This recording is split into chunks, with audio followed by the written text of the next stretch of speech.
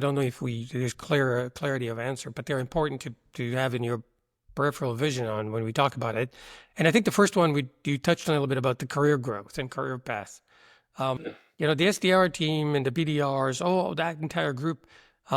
First of all, many of them come in there as an aspiration to become part of the revenue organization, sellers and account executives, and see that as their career path and the entry level position to do it. And for the sales and the sales leadership side, it's usually served as a good bench for building your next level of talents as you scale. It's a lot easier to run somebody who already knows your product and everything else.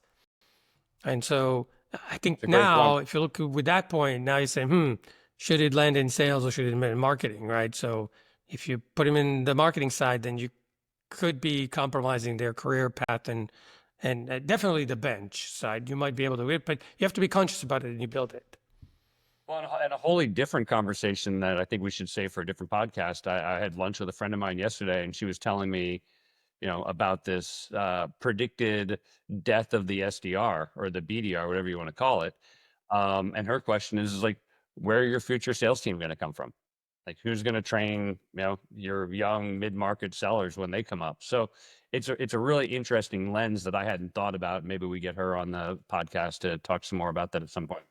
Yeah, and some fundamental, by the way, aspects that are part of the role of the SDR, BDR are super critical for salespeople, and they need to have in order to be successful. Things like call people you don't know, or follow up on people that ignore you, have difficult conversations, understand the customer or the individual you're talking to just from looking at information that you have from the outside and be able to connect with them and build rapport.